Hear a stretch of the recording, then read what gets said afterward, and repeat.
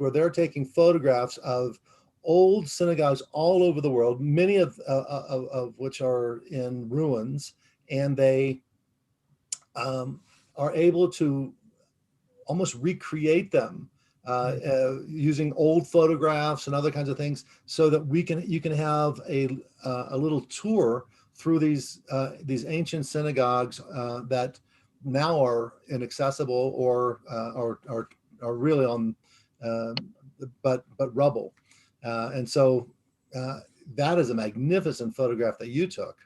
Well, like I said, it's interesting because it's, for those of you who visited, it's in the old part of Vienna. And I was there for a meeting, and I had gone to the church for mass it was a Friday night thing, with that big church that sits in the middle of the old city. And then I said, somebody said in one of the tours that there was a synagogue that still was existing. And I said, where is it? And they said, well, somewhere near the church. And I remembered, but of course, they wouldn't allow it to be higher than the church. They wouldn't allow it to look like a synagogue. But then I saw a guy running with his tallis, with a yarmulke. I said, that's the guy I got to follow. And we went in, and they were having a service, because you have to, go through security. Israeli security is what's offered there. And once we got in, I mean, it was like it's a Sephardic type, not a Ashkenazi type synagogue. And it was interesting. Rabbi gave a great sermon. It was either something about the economy or about Moses. I wasn't quite sure. It was in German. Maybe a little bit of both. If everyone looks on your chat line, Yoni, thank you so much for putting up. It's called diana.org, and there's an article that Susan and I found in Smithsonian from the summer, and you can go on, and it's an ongoing project in which they are showing these synagogues. So just magnificent. I wanted to give a little shout out as well to Julia.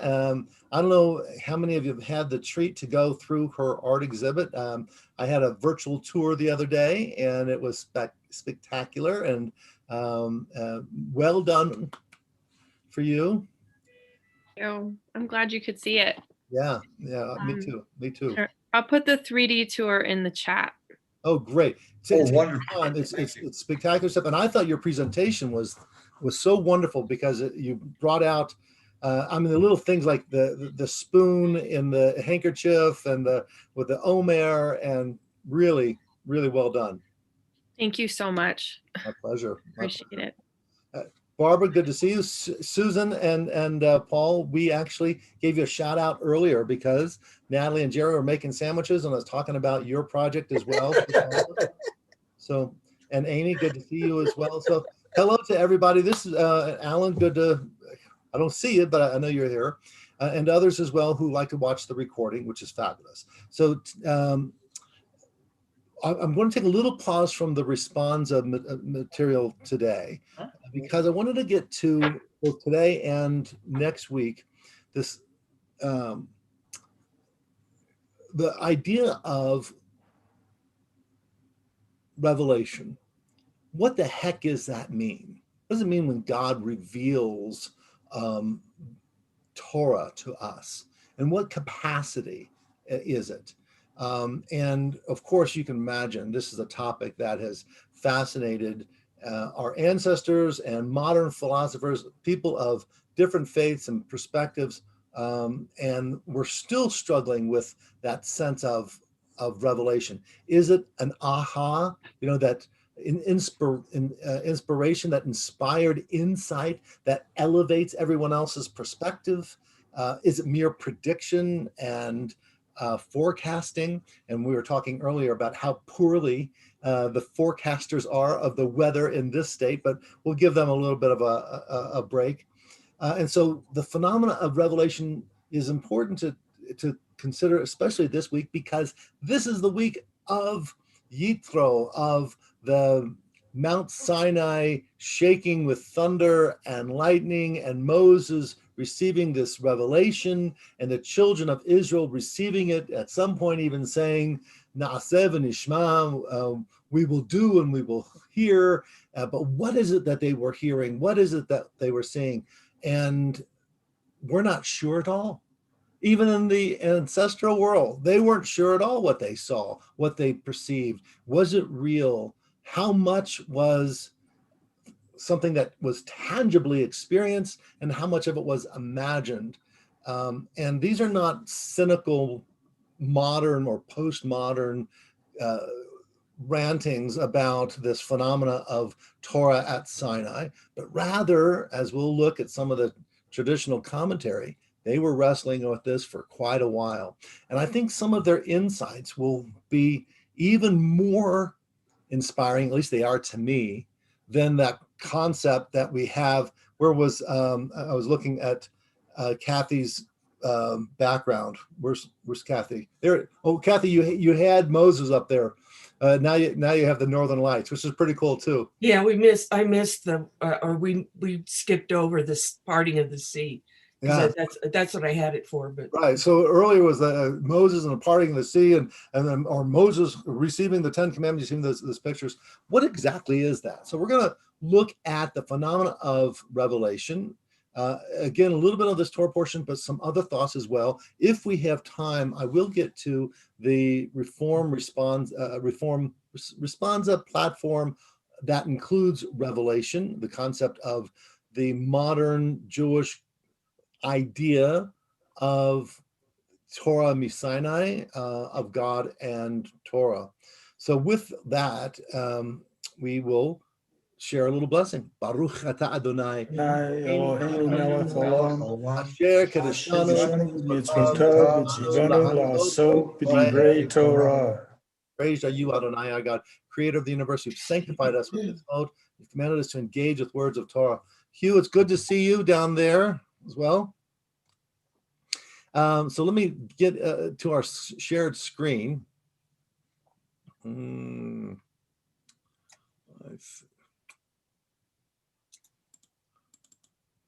That's not it. Sorry. Never mind. Hold on. Oh, I can do that. I can go from there. That's a dafka. And that's here, Revelation. Good. Okay, close your eyes. I got to go up. Good. So for this idea of Revelation, I wanted to look real quick. I just want to go through chapter 19. Chapter 20 is when we have the giving of the Ten Commandments. So we're going to look at this first and not spend time on the Ten Commandments. I want to get to the phenomena of revelation. So it was on that third moon after the Israelites had gone from the land of Egypt, on the very day that they had entered into the wilderness of Sinai. So this is 3 months after the Exodus. They've entered the wilderness of Sinai, they've encamped in the wilderness, and now they're in front of the mountain. And Moses went up to God. Adonai called to him from this mountain, saying, "Thus shall you say to the house of Jacob and declare to the children of Israel, you have seen what I did to the Egyptians, how I bore you on eagle's wings and brought you to me. Now then, if you will obey me faithfully and keep my covenant, you shall be my treasured possession among the peoples. Indeed, all the earth is mine." It's a little preamble. And now this is the idea of the revelation. So I have someone who would read a little bit of this. I've bolded a couple of it a little, and I am going to make it larger in honor of the Markman rule. So Thank you very much. You're welcome, sir. Beautiful. Is that large enough, everyone? Very absolutely for me. Okay, so why don't you go ahead and start reading then? And you shall be to me a kingdom of priests and a holy nation. These are the words that you shall speak to the children of Israel. Moses came and summoned the elders of the people and put before them all that Adonai had commanded. Now, this is that key phrase where they said, not we will listen and then do, but rather v'na'aseh v'nishma. So go ahead. All the people answered as one, saying, all that Adonai has spoken we will do. And Moses brought back the people's words to Adonai. And Adonai said to Moses, I will come to you in a thick cloud in order that the people may hear when I speak with you, and so trust you ever after. Okay, pause for just a second. So again, I want and I bolded this here, the people may hear when I speak to you. So I'm going to speak to you, but everyone is going to hear it. Okay, and then go ahead and continue. Then Moses reported. Then Moses reported the people's word to Adonai, and Adonai said to Moses, "Go to the people and warn them to stay pure, and tomorrow let them wash their clothes. Let them be ready for the third day, for on the third day Adonai will come down in the sight of all people on Mount Sinai." Okay, pause again. Again, Moses is going to report this expectation of the revelation to all the people. And again, Adonai is going to come down, and what, just for Moses? No. Adonai is going to come down in the sight of all the people. And then, go ahead. "You shall set bounds for the people round about, saying, beware of going up the mountain or touching the border of it. Whoever touches the mountain shall be put to death. No hand shall touch him, but he shall be either stoned or shot, beast or man, he shall not live. When the ram's horn sounds a long blast, they may go up on the mountain." Moses came down from the mountain to the people and warned the people to stay pure, and they washed their clothes. But then Moses added a new mitzvah. So again, God had said, don't touch this mountain. You should clean yourself. You should be put yourself in expectation. Get on your nice clothes. But Moses added something else. And he said to the people, "Be ready for the third day. Do not go near women." On the third day, as morning dawned, there was thunder and lightning and a dense cloud upon the mountain and a very loud blast of the horn. And the people who were in the camp trembled. Okay, so this is the first little pause as we're reading it. We're thinking, wait a minute, God is speaking to Moses in an anticipation to get Moses to tell all the children of Israel they're going to experience something. They're going to see, they're going to hear, right? And to get ready after 3 days, this is going to happen. And so the message that Moses is portraying that comes from God to him, to the children of Israel, but the children of Israel collectively will all receive it.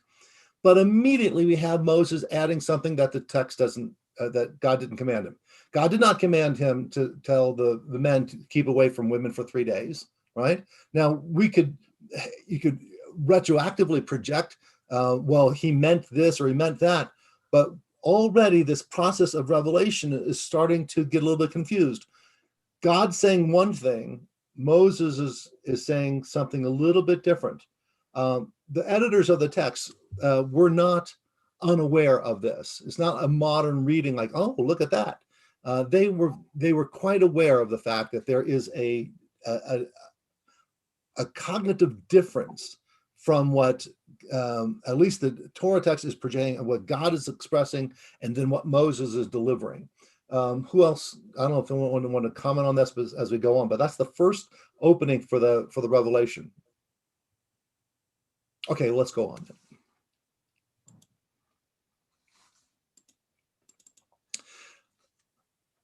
So, who would like to read the next? Go ahead, Kathy. Moses led the people out of the camp toward God, and they took their places at the foot of the mountain. Now Mount Sinai was all in smoke, for Adonai had come down upon it in fire. The smoke rose like the smoke of a kiln, and the whole mountain trembled violently. The blare of the horn grew louder and louder. As Moses spoke, God answered him in thunder. Adonai came down upon Mount Sinai on the top of the mountain, and Adonai called Moses to the top of the mountain, and Moses went up. Adonai said to Moses, "Go down, warn the people not to break through to Adonai to gaze, lest many of them perish. The priests also who come near Adonai must stay pure, lest Adonai break out against them." But Moses said to Adonai, "The people cannot come up to Mount Sinai, for you warned us, saying, 'Set bounds about the mountain and sanctify it.'" So Adonai said to him, "Go down and come back together with Aaron, but let not the priests or the people break through to come up to Adonai, lest he break out against them." And Moses went down to the people and spoke to them. Okay. Go ahead and continue. Now, we're only going to do a little bit for the Ten Commandments because we've focused on that in years past. God spoke all these matters. Now, it's the idea of how do we translate divarim. Divarim can be words, can be things, can be matters, can be topics. And so you find from one translation to the other different expressions, different interpretations. So God spoke all of these kol hadivarim, saying, and then we have the Ten Commandments. I want to skip through that. The Ten Commandments, because we're going to be reading those on Shabbos. But I wanted to get to the first idea of that kol hadavrim, all of the different things that God spoke. And this is a little passage from Chagiga from the Talmud. Kathy, why don't you finish that one up and we'll get someone else to read the next piece. Okay, lest the person say, now, how can I study Torah when it contains so many different opinions? The verse states that they are all given from one shepherd. One God gave them, one leader. For example, Moses said them from the mouth of the master of all creation. Blessed be he, as it is written, and God spoke all these words. The plural form words indicates that God transmitted all the interpretations of the Ten Commandments. Since the sages invariably utilize the Torah itself or the statements of the prophets as the sources for their opinions, there's a certain unity to the study of Torah, despite the numerous explanations and applications. Okay, so what are they trying to express here, this Talmudic passage? That there's so many different interpretations, but they're all God inspired, or they're all from God, or God already said them. All right, go ahead, Arnie. Yeah, I mean, the foundation is really pretty clear. It's beyond that, adding to it is what gets interpreted. So I think they're trying to express that foundational stuff that God expressed, that's the core of our religion right there. Everything else is additions, explanations, but the core never changes. Right. And yet the adding and the subtracting, later on in Deuteronomy, it'll say, Bal tosif, bal tigran, do not add, do not subtract, right? But an interpretation almost always adds or subtracts. I'll give you a great example, real quick. In the Ten Commandments, it says, you shall not work on Shabbat, right? You shall not work on Shabbat. What do we have to interpret? What is work? What is work? What else have to interpret? What is Shabbat? What is Shabbat? What the heck do you really mean by that? Yeah, where's the beginning? Where's the end? Yeah. What else? Thou shalt not work on Shabbat. We have work and Shabbat have to be interpreted. What else? Who's thou? Thou. Who's you? Right? And also, what does not mean? Does not mean never, never, ever. You should never do any form of creative work on Shabbat, right? And that, by the way, was an interpretation. I said creative work because it says malacha and not avodah. So malacha is interpreted as creative work, work for business or creation or even destruction, but something that changes the status. So all of the words in that sentence have to be interpreted. In the Talmud itself, it talks about Shabbat as being a mountain of laws suspended by a single thread. The thread is thou shalt not work on Shabbat. But if you want to be Shomer Shabbos, for instance, if you want to be Shomer Shabbos, the amount of laws are mind-boggling, volumes and volumes and volumes. And by the way, no matter how closely you observe it, there's always some nudnik who's a neighbor who goes, chas v'chalil, that we would do something like this, right? So, but the Torah doesn't say any of it about the various laws of Shabbat, other than the quite simple. Neither you nor your family, your maidservants, or your workers, they should not have to work on Shabbat. But how do we do anything else?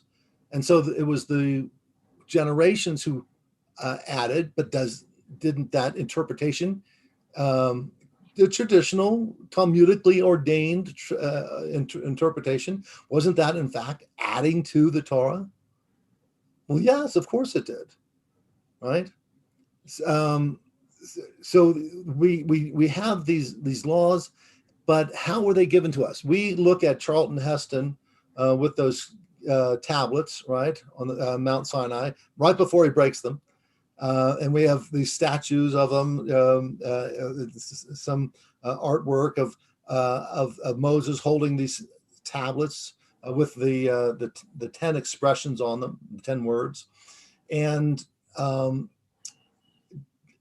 did God write those words down? Was the text given by writing? How was it I know given? the movie did, but I've always interpreted, you saw this big finger. Well, written But by fire, right? yeah, Well, but I always thought Moses did the writing. right. When we hold up the Torah, what do we say? V'zot haTorah asher sam Moshe lifnei Moshe mepi Adonai liyad Moshe, right? From the mouth of God to the hand of Moses. And it was V'yomer Adonai, V'daber Adonai, and God spoke. God told Moses, and Moses wrote it down, right? But there still was in the original revelation, it was not a writing, it was not a physical thing, it was a spoken thing.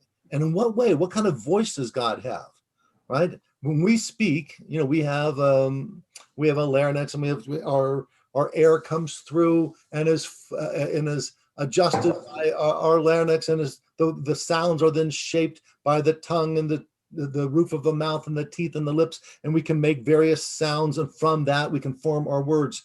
And we have a high pitch, a low pitch. We speak quickly or slowly. We use a certain language or mixture of languages. And how did God sound? Is there a larynx there? Right? What are we talking about? So the phenomena of revelation intrigued our ancestors as well. Before I get back to the text, I want to invite anyone else who wanted to share in. Okay,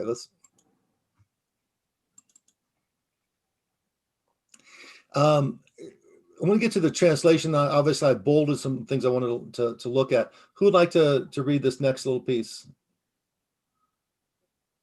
I can read. Thank you, Lori. But first I have a question. So was Moses the first interpreter then? Absolutely. Yes. That is so good. 100%. 100%. Right? So we knew that from the very beginning when God said, tell the people that they have prepared themselves for 3 days, they should wash and keep away from the mountain. The first thing he did was he added, he interpreted, right? And when you hear something, when any of us hear something, we add to what we've heard, what we've perceived. We add to it how we perceived it, our expectations, the set of experiences that we have had that have formed who we are. They impact on what we've received, and certainly they impact how we then convey it to someone else. Because when you have a message to share, you're going to share it differently to a loved one, to a friend, to a stranger. Right? I was thinking from God's mouth, if Moses wrote it down, I mean, that could be he had to interpret God's words, right? That's what I was thinking. 100%. From the moment he wrote it down. Right. So here's real quick, as we know that we have the 10 Commandments here in Exodus chapter 20. We also have the 10 Commandments later on in Deuteronomy chapter 5. And there's some variances there in the 10 Commandments. Even though the one in Deuteronomy is supposed to retell, it's a do nomos, it's a repetition of the law that was given. It's Moses' review of what we've all experienced. His 10 Commandments in Deuteronomy chapter 5 has some significant differences than from the one in in Exodus chapter 20. And so we sing every Friday night, Lechadodi, Shamor v'zachor b'dibur echad, that in one of the 10 Commandments it says Shamor et HaShabbat, the other says Zachor et Yom HaShabbat. So what did God say? Which one was it? The one talks about Shabbat in the manner of creation. The other talks about Shabbat as a matter of remembering the experience in Exodus. And by the way, if you had to guess, which one talks about which? The one in Exodus should talk about More. right, well, about Egypt, but no. And in the one in Exodus, it talks about creation.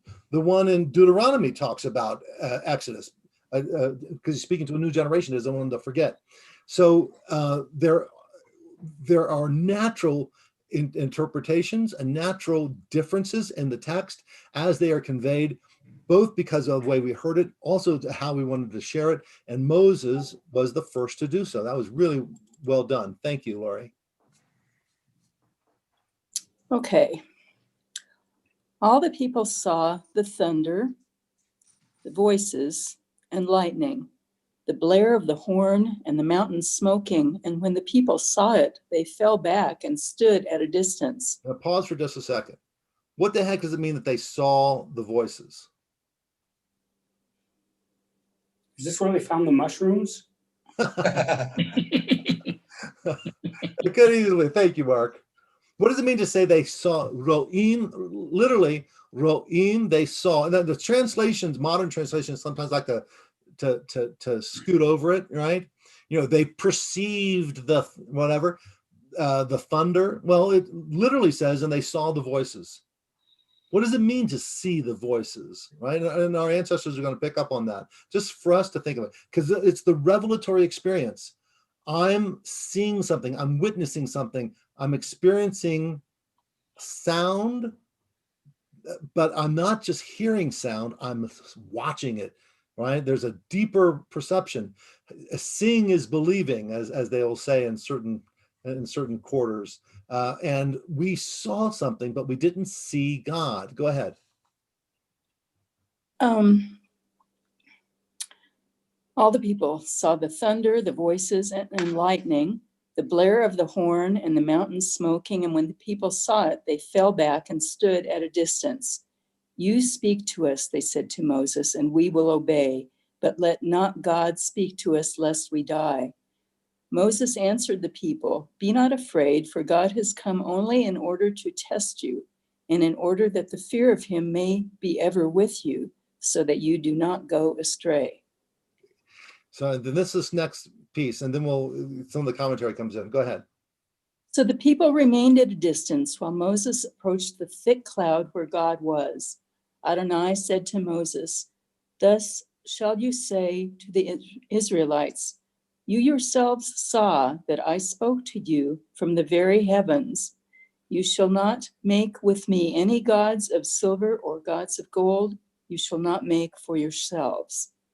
Make for me an altar of earth and sacrifice on it your burnt offerings and your sacrifices of well-being, your sheep and your oxen. In every place where I cause my name to be mentioned, I will come to you and bless you. And if you make for me an altar of stones, do not build it of hewn stones, for by wielding your tool upon them, you have profaned them.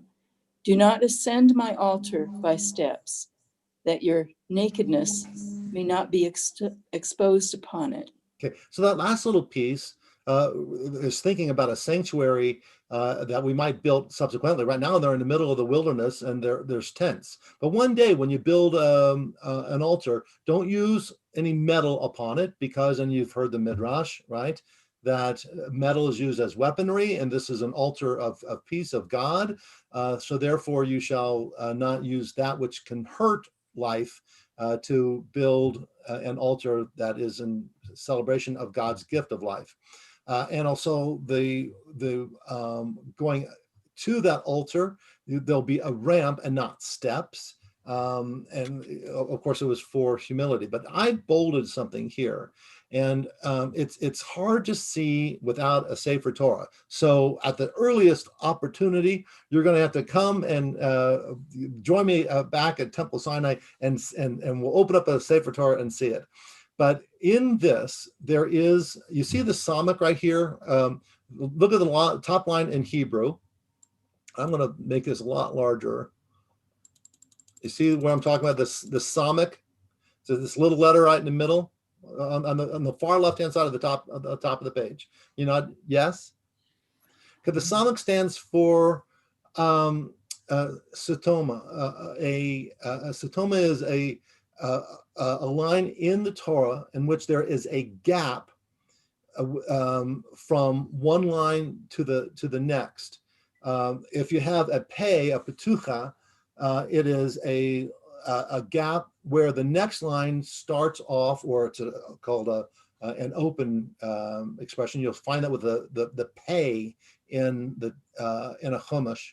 The next line will be on the next word will be on the next line. But here's a gap in between words that we have, and it sort of heightens a separation as well. The Masoretes are the ones who placed this here. This was not written, not found naturally, but they honestly they found something significant in the separation from verse 18, where God said Moses approached. The Torah says that Moses approached the thick cloud where God was, and then there is a gap. And then it says, Adonai said to Moses, you shall say to the Israelites, you yourselves saw that I spoke to you from the very heavens. And then there's another gap, verse 20. Now, where's that gap? Look right here where it says, Lo ta'asun iti. You shall not make with me. But we're not sure what the heck that means. Lo ta'asu iti. You shall not make with me. Make me with what? And there's also, if you look under it, if I can make it a little bit larger even, it's an etnach ta. It looks like a wishbone. You see right under the tav and the yud? Looks like a wishbone. It goes, lo ta'asun iti. So there's a pausal there. Why is that pausal there? Again, the Masoretes put that in about the 5th, 6th century of the Common Era. We're not sure why there's that pause. And we're not sure why there's the stoma up there between Moses going in and what God said to Moses as well.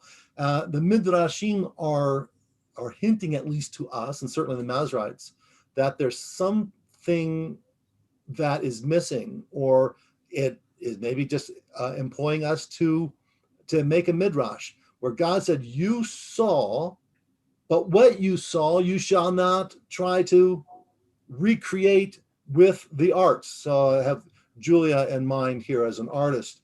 So you see something, you perceive something, but it's not always with your eyes. Sometimes it's with your ears. And sometimes, and Julia, you mentioned in your art presentation that you also created art out of your emotions. It was your emotional experience that you tried to replicate. In any of those things, however, God said, Lo ta'asun iti. These are not things that you try to make of me. You saw something, you heard something, but you probably really didn't. You felt something, absolutely. Still, you're not to make it out of silver and gold. And the reason I want to emphasize that, and I'll go back to that next week, there's an amazing passage, both from the Proverbs and Midrash, and then Maimonides in the Guide to Perplex. It's such a cool take on the whole midrashic process. But you have to wait until next week in order to get to that one. Okay, so go ahead, Laura, if you'll have a little bit of time messed up, I'm making it too large, and I'm sorry. Here we go, Mechelta. Laura, you want to finish up Mechelta? You're still muted though. And all the people saw the voices, the sounds of sounds, and the flames of flames. How many sounds were there, and how many flames were there? The intent is that each heard according to his power to absorb what he experienced. In other words, the voice of the Lord in power, the voice of the Lord in majesty. Right. They found that concept recorded in the book of Psalms, that the voice of the Lord in power, the voice of the Lord in majesty, i.e. the voice could represent different things. And the intent was each heard, each perceived in their own way. And again, Julie, I'm not picking on you because of your artist, but I was so intrigued by what you had said about your own artwork. You looked at something, you experienced something, but you didn't want to replicate it by way of oh, this is what it looks like making a photograph of it, a pictorial representation, but it was an emotional representation. And those, obviously, from one person to the next, their emotional take on it is going to vary. So I didn't know if you wanted to weigh in on that. Yeah, so my own process, just to tell you all a little bit more about it if you haven't seen the work. So I'm an abstract painter, and I also do fiber work, and I don't depict anything representationally. So I will experience, and I grew up in Colorado. I grew up hiking and skiing and in nature. And I just kind of take the feeling of being in the natural world and try to create the feeling of it on the canvas or in the fiber pieces using color and shape and senses of movement, like the wind or orbits of planets or anything like that that's kind of referential to nature, but it's not literal. So that helps. Not a depiction. And note that from Mechilta, that midrash, each person sort of perceived it in their own way. So now we're talking about, wait a minute, there's not, while Moses heard something, recorded something, Moshe, he's now expressing it to the children of Israel. They heard something, or what, maybe, and each then in accordance with their own power. Let's look at the Talmud has amplifies that. Shemot Rabbah. Who'd like to read this piece? I'll read it. Go ahead. And it is stated, and all the people saw the sounds, literally voices. It is not written sound here, but rather sounds. Plural. Rabbi Yochanan said the voice would go out and divide into 70 voices for the 70 languages, so that all the nations would hear. And each and every nation would hear in the language of the nation, and their souls would depart. But Israel would hear, and they were not injured. Come and see how the voice would go out among all of Israel, each and every one according to his strength, the elders according to their strength, the young men according to their strength, the infants according to their strength, the sucklings according to their strength, the women according to their strength, and even Moshe according to his strength. As it is stated, Moshe would speak, and God would answer him with a voice he could withstand. And so too it states, the voice of the Lord is in strength. It is not stated in his strength, but rather in strength, in the strength of each and every one, and even the pregnant women, according to their strength. Hence, one would say each and every one according to his strength. Right. And then it's a remarkable comment by this, the Midrash Rabbah. Again, we're talking about the 5th century, the Common Era. And understanding that Moses too was only able to hear it in accordance to his own strength, i.e. Moshe Rabbeinu, the greatest of the prophets, and yet he could only perceive what he could perceive.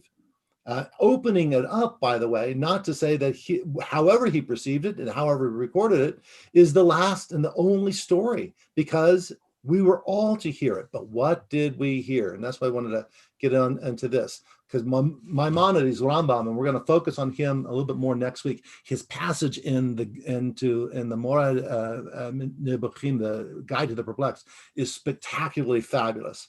But you have to wait. But right now, just a little tidbit. This comes from Kenneth Siskin, who offers this, and then something else from him as well. So who would like to read this and the next? Read. Thank you. Maimonides did not think God spoke actual words. He still believed that revelation contains propositional content. This is denied by Martin Buber, who wrote, "Man receives, and what he receives is not a content, but a presence as strength." From I and Thou. Rather than God's passing on propositions in the form of doctrines or commandments, for Buber, revelation is their experience of encountering God. The propositions are our or Moses's reaction to a reflection on that encounter.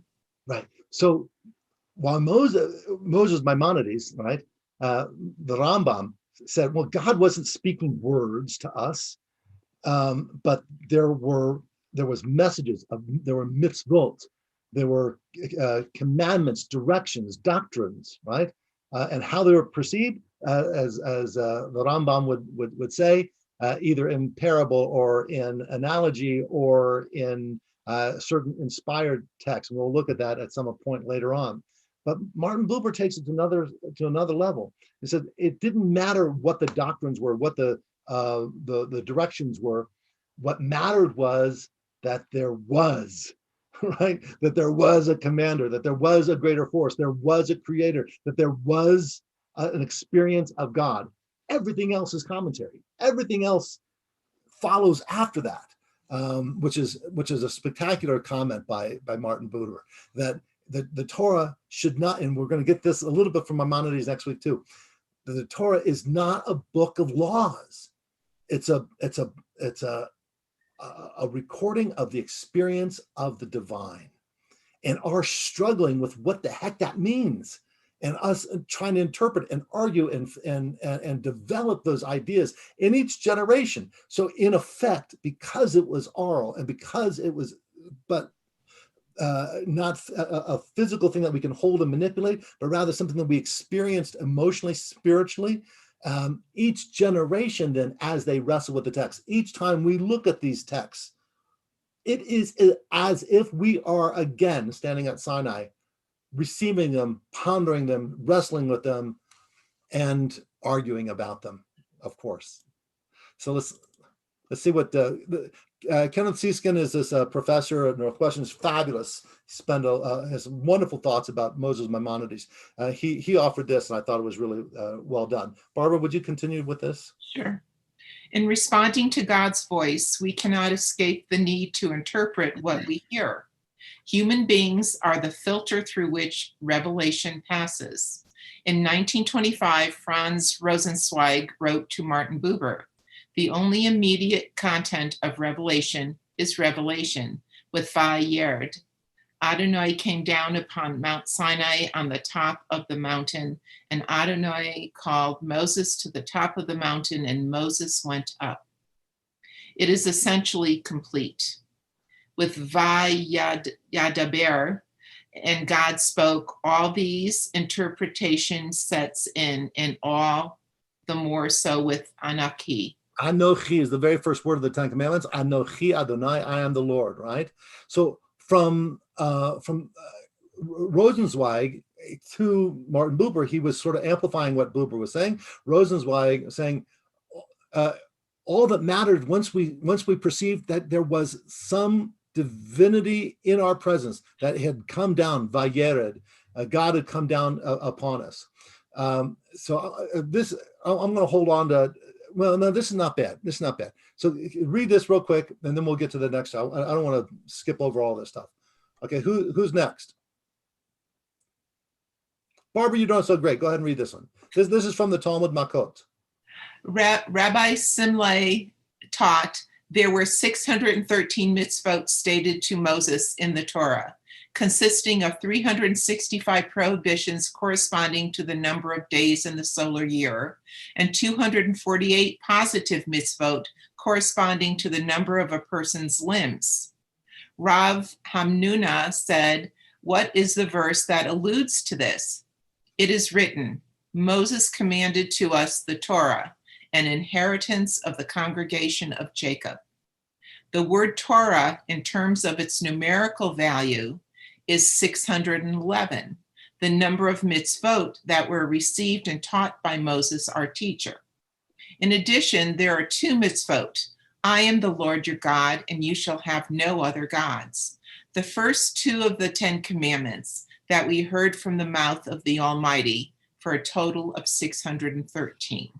Now, you've heard in religious school and from the Bima for forever the term Taryag. The Taryag is a reference to the 613 mitzvot. Moses Maimonides, the Rambam, is the one who had 613. It was not accepted universally. Some did say there was only 611, and we're not sure, are the commandments, are the two of the first two of what we call the 10 commandments, I am the Lord your God, you shall have no other before me, are those considered commandments? That I am the Lord your God, because it seems just like a declaration. And we're going to look at, we'll get back to this real quick. Who would like to, whoops, go ahead. Barbara? Yeah, we heard. I don't know why I'm, okay. We heard from the mouth of the Almighty. These two mitzvot, I am the Lord your God, and you shall have no other gods in my presence, which constitute a separate paragraph in the Torah, are the only ones in the 10 commandments that God stated in the first person. For example, I am and in my presence. Right. So God spoke all of the revelation to the children of Israel, or did God only speak the first two? Because it switches from Anochi, I am, right? And speaking in the first person to the children of Israel. And then afterwards, it seems that God is only referred to in the third person. You shall have no other God, you shall do this or whatever. And all of these are in the third person referring to God. Was that just Moses referring to it? And if that's the case, and this is sort of fun real quick. If that's the case, if all we heard was the first two commandments, how did we even hear that? The children of Israel, as we heard, said, wait a minute, Moses, you speak to God. This is getting a little bit too heavy for us. We're not ready for this kind of experience. So there's some wonderful midrashim on this concept, on this experience. And one of my favorites is teacher Rabbi Lawrence Kushner. We made reference to his book the other day, a couple months ago, I suppose, on Jacob's ladder. God is in this place and I did not know it. And so he put together this little narrative based on midrashim. So who's going to have a dramatic voice? I need an artist. It's like being at the Seder. Yeah. We need some rabbis. No, you go ahead and do it. Okay, I'll do them all. Rabbi, Okay, I'll do them all. Okay, go ahead. Okay. The silent Aleph from the Book of Miracles. Narrator. No one really knows for sure what happened on Mount Sinai. One time the rabbis were arguing about it. Rabbi 1. At Mount Sinai, God spoke the entire Torah to all the children of Israel, and Moses wrote it down as God spoke. Rabbi 2. No, it says in the Torah that the children of Israel heard only the 10 commandments that were carved in stone with the finger of God. Rabbi 3. No, the people could not handle hearing all of that. It would be too much for them. They only heard God say the first word of the 10 commandments, Anochi, and then the entire world went totally silent. Not even a bird chirped or a frog croaked. Anochi means I am. Basically, they heard God saying, I exist, I'm real. Okay, now it continues on. Where was I? Number 4. I'm going to get more dramatic. No. Not even the first word. Anochi was heard. All that God spoke was the first letter of the first word of the first commandment. At Sinai, all the people of Israel needed to hear was the sound of the Aleph. It meant that God and the Jewish people could have a conversation. Narrator. Jewish mysticism teaches that Aleph contains the entire Torah, but not everyone hears the gentle sound of Aleph. People are able to hear only what they are ready to hear. God speaks to each of us in a personal way, taking into consideration our strength, wisdom, and preparation. Now here's the Aleph. We're gonna riff on this a little bit. So how does the Aleph sound, by the way? There's no sound. There's no sound, right? So the rabbis gives us silence. We're arguing. Wait a minute. They heard all of the Torah. No, just the 10 commandments. No, the first 2 commandments. Not really. The first word, Anochi. That too they couldn't have heard. but they heard the Aleph. And now you might think, well, wait a minute, that's a nothingness. Don't turn away. It's about to get exciting. Okay. But So I have a Yeah. question. Go Does ahead. it have to do with Jewish mindfulness and meditation? Yes, but it's also a connection with God. That our connection with God is not something that's so tangible that I can hold it in my hand, I can manipulate it, I can make a picture of it, I can coat it in gold or silver and put it on my shelf, right? Right. Aleph, God contains all is of God, and therefore it has eternal and infinite possibilities, which can only happen from silence. Once you concretize something, you've limited it. The Aleph is filled with the potential, which is what God was saying to Moses at the first encounter. Ehyeh asher ehyeh. I am all that ever will be. All is of me. All I am what I am. I will be what I will be. Now here's the Aleph. You can see its shape. You know it. Here's a riff on it. Go well, ahead. I was just, isn't the Aleph a support, like for vowels? I mean, it's a support for other things. So you could interpret it metaphorically that way too. And not, Beautiful. That's Sounded very rhythm. nice. When we are transliterating something from a different language,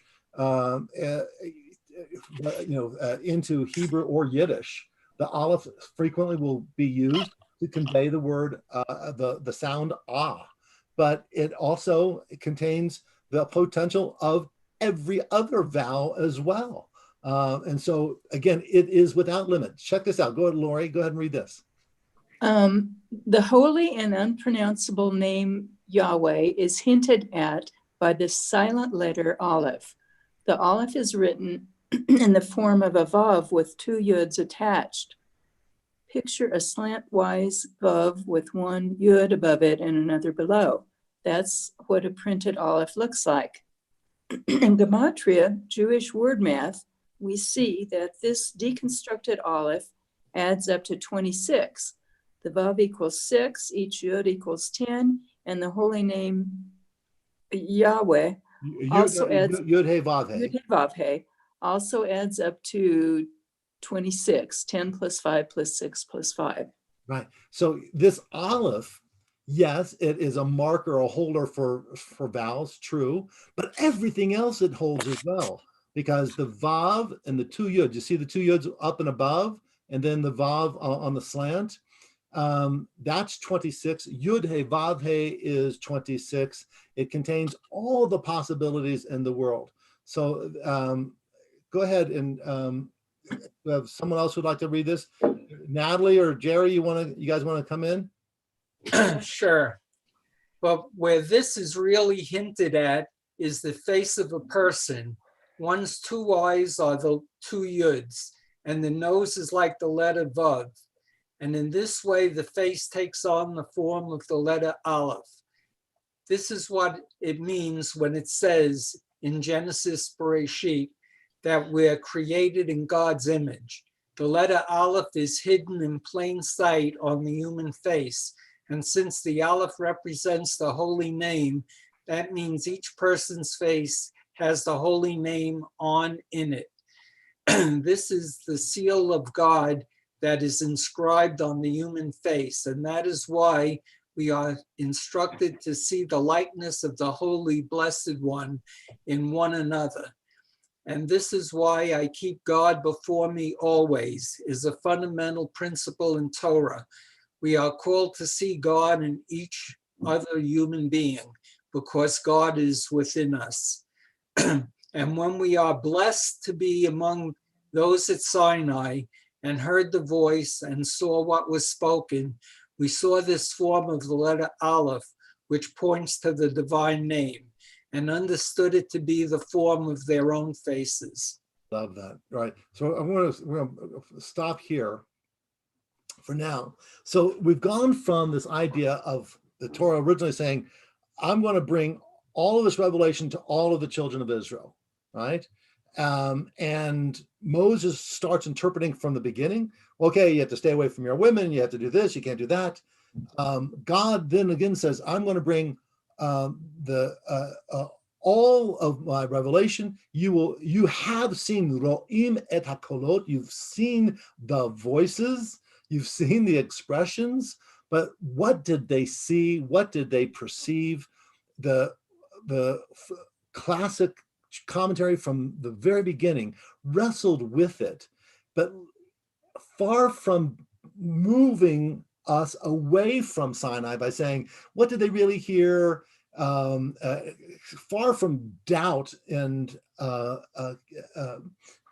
challenging the concept of a revelation, it made it, I think, far more real. That it wasn't a Charlton Heston, I'm bringing down these commandments and here you are, you sitting there passively and I'm bringing it to you, but rather everyone heard, if not Anochi, an Aleph with all of the potential, they all perceived that Ehyeh Asher Ehyeh, God is. And as they mentioned, there's a wonderful little take on it. If you look at the eyes as two yuds and the nose as a vav, each of us has an aleph. Each of us has that impression of the divine, of all the potential in the world on our very faces. B'tselem Elohim bara otam, that God created each in the image of God. What does that mean, the image of God? That we look like God? But no, we look like the aleph, i.e. we look like those with incredible potential. And so and far from saying, oh, look, they're just doubting that there was a Sinai, that there's doubting that there's a revelation of Torah, that there's doubting that what we have here is really mipi Adonai liyad Moshe, given by God down to Moses. No, it says that we were all there, we all perceived, and we are still all there. At the very conclusion of the book of Deuteronomy, and we read this passage in the Reform movement during the high holidays as well in Yom Kippur, that we all stood there. All of you were together. All of us stood together. And it wasn't just for those Asher Chayenu Po Hayom, not just those who were at this very moment, but also Asher Asher Hu Einenu Po, those who are not yet here. Each future generation has this experience as well. So I find it far more meaningful and inspiring, the idea that what the children of Israel was heard and experienced was not something that caused them to take dictation, nor did Moses for that matter, but rather it caused them to start creating art and wonder and experience and acknowledging that each person heard it with their own strength, experienced something in their own unique way, and it only becomes fully Torah when we get together and hear what each person has to say about it. And that's what I got for today. Rabbi? Yeah. I've been thinking about thunder since the beginning, and how even today when we hear thunder, how we interpret that and how we think it might be a sign of something or something like that. And it seems like when they're translating it, it's a very human interpretation of what noise is that you don't really understand, but it seems powerful. Absolutely. You punctuate any kind of discussion and all the with a burst of thunder. We will all make a comment. That's wonderful. Good. Who else? I have a question. Yes. When it's come up, the word strength has come up several times in today's talk, but I don't even remember what it means when you say it after you're done with your aliyah. Good. Wonderful. Yesher koach. Literally, may your strength is straight or is upright. You have well done. You did it with strength. I have a thought. Yes, please. What this has made me think about is how often when I'm out in nature and I have quiet, and I often feel that makes me feel closer to God or to the divine. It's an amazing experience for me personally to have had that. That's wonderful. I think many of us have felt that too. Thank you, Barbara. Sure. Yeah. And again, God is there, or looking up in the sky or in nature or something, and it's not something you can verbalize, and even if you take a picture of it or you get your phone out and you start recording it, it's not the same. It didn't record anything. No. I've often, when Mark and I have gone hiking or snowshoeing, whatever, he will say, or I will say, it makes you believe in God. Good. Alan, go ahead. This could be the first. I had an early doctor's appointment today, and I spaced out about the class because I went to Costco. Got to the car at 12 o'clock, and it hit me, put on my cell phone, had my Bluetooth hearing aids, and I'm listening to great stories about Moses and everything, and I'm doing what I'm doing. And it's just unbelievable. I could not read for you, and I could not look at the screen. But still, you heard an experience, and you are part of it. That too is like a Sinai, right? It was like it was the best radio show in Denver, and no commercials. That's wonderful. Thank you. Thank you. I felt safe driving when a rabbi and participants were talking about it. So thank you. Thank you, Alan. Arnie, and then Lori. Yeah, I mean, this is probably the best discussion I've heard on the concept of a revelation, because you really should be interpreted as a personal item. It's that moment when you actually see and experience God. You might see it in nature, you might see it like I did in medicine or whatever. Kathy wrote in the chat, and I totally agree with her, that it's like epiphany. It's not something you go to a book to find, or it helps, but at some point your brain's got to convert into that. Other religions have done that as well, tried to do it, and they do it in other ways. Christianity added Jesus for that. You always hear "except Jesus." That's supposed to be that moment of the epiphany. But thank you. That was got to be one of the best discussions I've heard about Revelation. All right, thank you. In a very long time. Lori, you're next. Well, I was just thinking maybe that's partly what it means when it says we're made in the image of God, is that's in that we have that capacity within us to receive these epiphanies or this feeling of awe or connection. If we weren't made in the image of God, we wouldn't have this capacity for what we term connection or belief in God even. I like that, Lori. Thank you. I agree. And here's the thing I keep wanting, obviously we have been able to study together for many months, and several of us have been together for years and years and study. And there are a lot of people who don't have the time to pause, to look at the text, to wrestle, to examine some of the thoughts of various generations.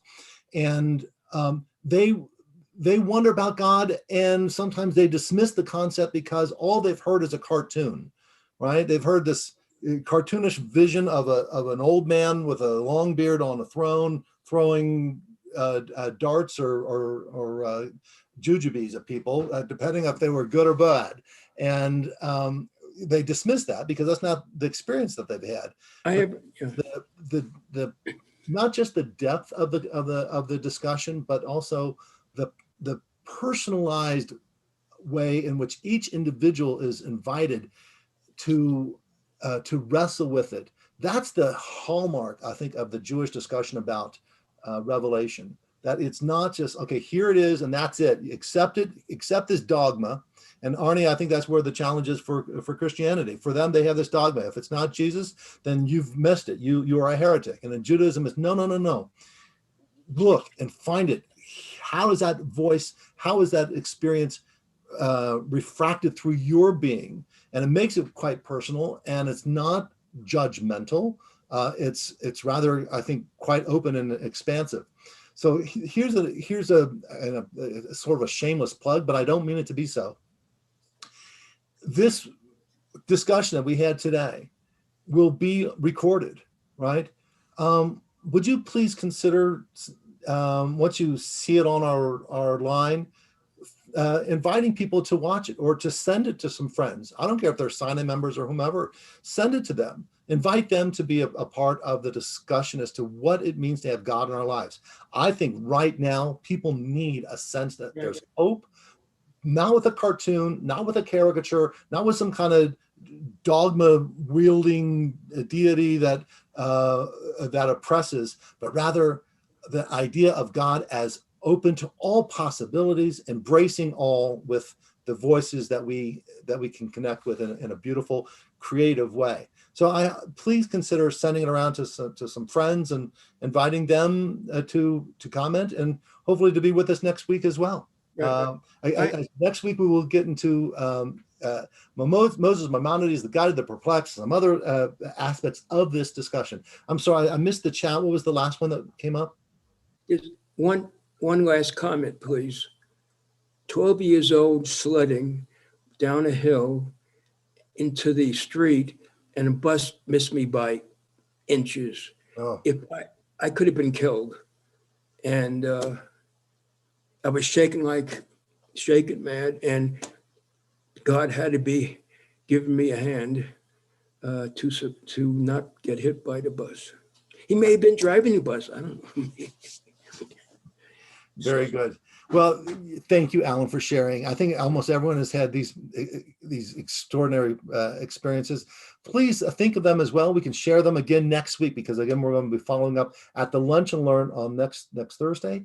I look forward to seeing everyone, if you can, to tune in. Friday night, we have our service. Susan and I will gather together. We'll have a little creative song, and Rabbi Jordy at 9 o'clock with Dan will have the Shabbat morning service, followed by Rabbi Zwerin's Torah study at 10:30. Lots of stuff going on. And by another little plug, Rabbi Zwerin's grandchildren have become B'nai Mitzvah at the Mincha service on Shabbat afternoon. So that might be fun to tune in as well. It's sort of a third generation of the Zwerin experience at Sinai.